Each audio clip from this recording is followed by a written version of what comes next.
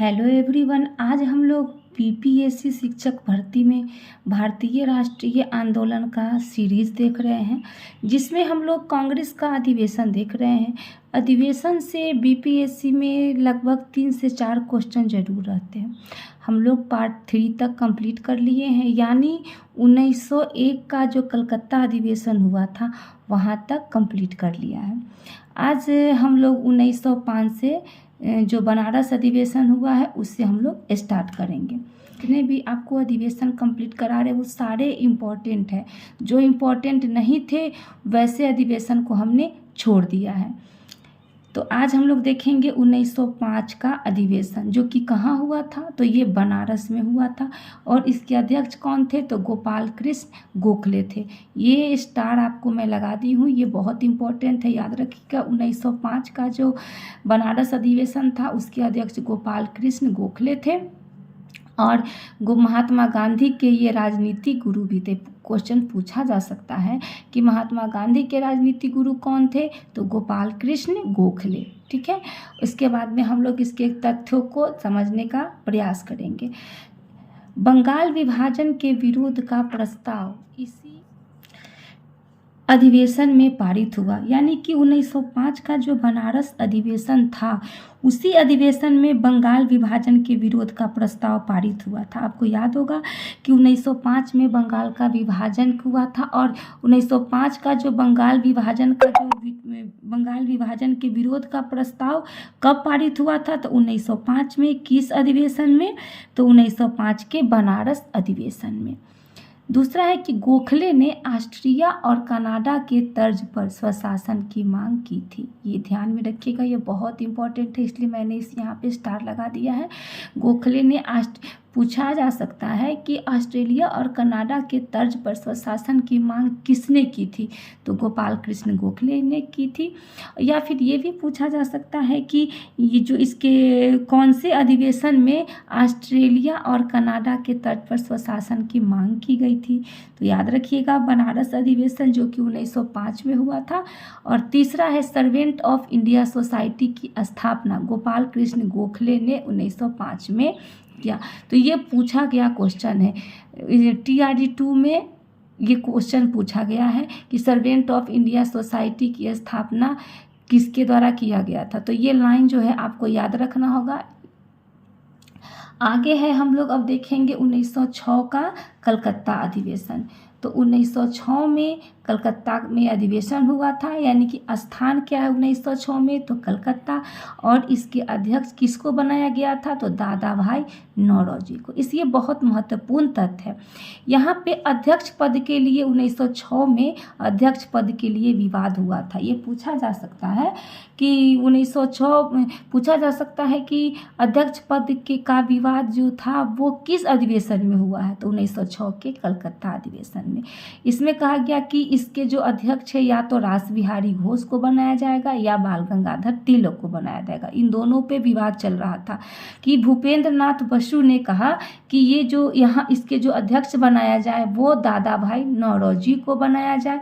और इसी समय एक नियम बना, वो नियम क्या था कि अब अध्यक्ष पद के लिए चुनाव होगा। इससे पहले 1906 से पहले जो अधिवेशन होता था उसमें अध्यक्ष पद के लिए चुनाव नहीं होता था, लेकिन 1906 से ये स्टार्ट हो गया कि अब जो है अध्यक्ष पद के लिए भी चुनाव होगा।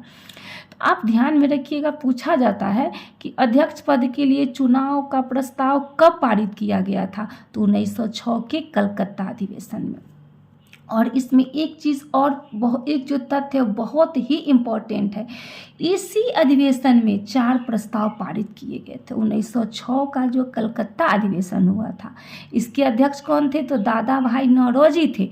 और इसी अधिवेशन में 4 प्रस्ताव पारित हुआ था। पहला प्रस्ताव था स्वदेशी आंदोलन का, दूसरा प्रस्ताव था स्वराज का, तीसरा था बहिष्कार आंदोलन और चौथा था राष्ट्रीय शिक्षा। ये 4 जो प्रस्ताव है, 4 प्रस्ताव आप याद कर ही जाइएगा, ये बहुत ही इम्पोर्टेंट है। इसके बाद में नेक्स्ट नोट है कि मोहम्मद अली जिन्ना पहली बार अधिवेशन में दादा भाई नौरोजी के सचिव के रूप में शामिल हुए थे। तो ये भी क्वेश्चन पूछा जाता है कि मोहम्मद अली जिन्ना पहली बार कौन से अधिवेशन में दादा भाई नौरोजी के सचिव के रूप में शामिल हुए थे? तो 1906 का कलकत्ता अधिवेशन में।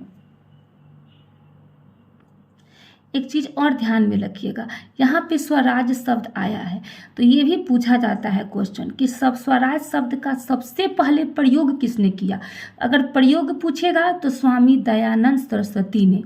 और स्वराज जो शब्द है वो राष्ट्रीय आंदोलन के संदर्भ में सबसे पहले संजीवनी पत्रिका कृष्ण कुमार मित्र के संजीवनी जो पत्रिका है वो कृष्ण कुमार मित्र के द्वारा लिखा गया है। इसी पत्रिका में स्वराज शब्द का प्रयोग किया गया था और किसके द्वारा किया गया था? दादा भाई नौरोजी के द्वारा। अगर राष्ट्रीय आंदोलन के संदर्भ में पूछे तो दादा भाई नौरोजी, और अगर सबसे पहले प्रयोग किसने किया था तो स्वामी दयानंद सरस्वती ने। ध्यान में रखिएगा।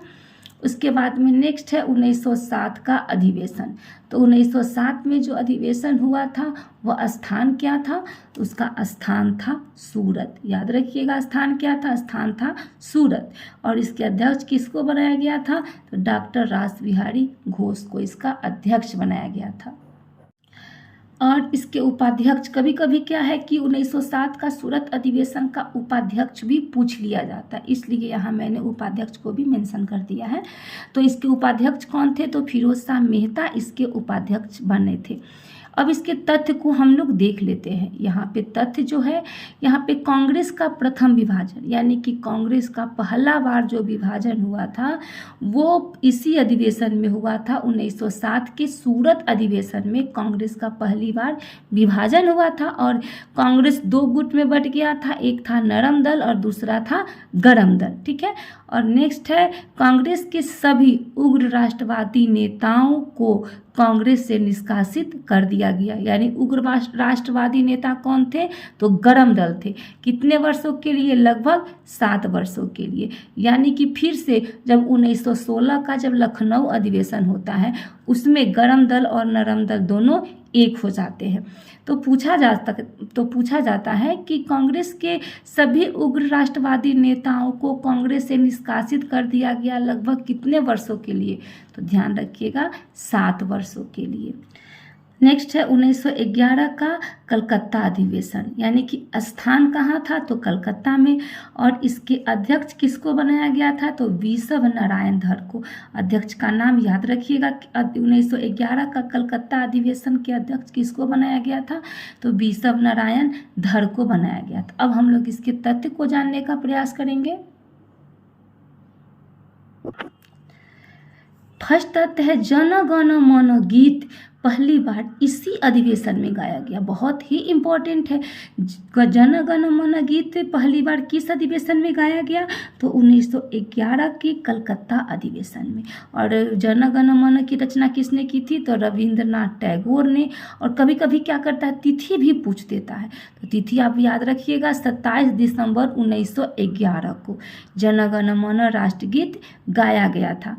किसके स्वागत में गाया गया था? तो उस समय हार्डिंग द्वितीय जब हमारे दिल्ली दरबार लगा हुआ था तो हार्डिंग द्वितीय के भव्य स्वागत में जो था ये जन गण मन गाया गया था। और ये जो है बांग्लादेश का राष्ट्रगीत भी है अमार सोनार बांग्ला, जो कि रविंद्रनाथ टैगोर ने लिखे थे। अब दूसरा नंबर है तत्वबोधिनी पत्रिका में 1912 ईस्वी में भारत भाग्य विधाता शीर्षक तले छपा। यानी कि जो 1912 ईस्वी में एक पत्रिका आई थी जिसका नाम था तत्वबोधिनी। और इसी तत्वबोधिनी पत्रिका का जो शीर्षक बना था वो शीर्षक बना था भारत भाग्य विधाता। याद रखिएगा, भारत भाग्य विधाता। अब नेक्स्ट है 1912 का जो स्थान था वो था बांकेपुर।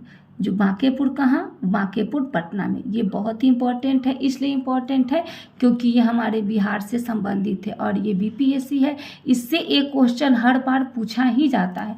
TRE 2 में ही 1922 का गया अधिवेशन जो चित्तरंजन दास के द्वारा दिया गया था, इसके अध्यक्ष चित्तरंजन दास को बनाया गया था, ये पूछा गया था TRE 2 में। तो आप हम लोग देख लेते हैं कि इसके स्थान क्या था। तो 1912 का जो स्थान था वो बांकीपुर पटना में, और इसके अध्यक्ष बनाए गए थे RN मुधोलकर को। और इसका तथ्य है कि बिहार में आयोजित प्रथम अधिवेशन, ये पूछा जाता है कि बिहार में आयोजित प्रथम अधिवेशन कब हुआ, तो डेट याद रखिएगा 1912 में। अगर पूछेगा कि बिहार में आयोजित प्रथम अधिवेशन कहाँ हुआ, तो बांकीपुर पटना में।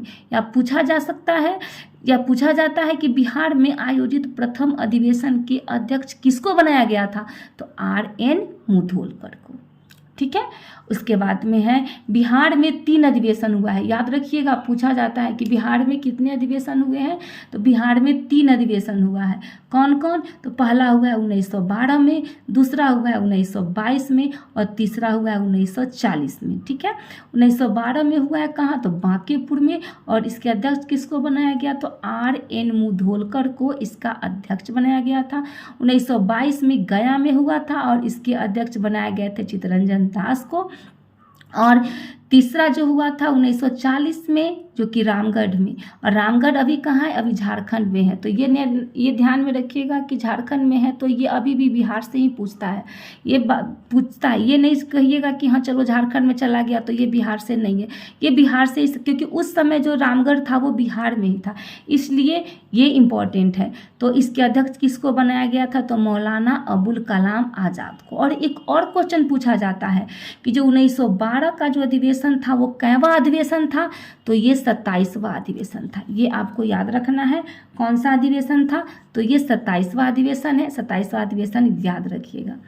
तो तब तक के लिए इतना ही, बने रहिए हमारे साथ, मिलते हैं नेक्स्ट वीडियो में नेक्स्ट टॉपिक के साथ। धन्यवाद।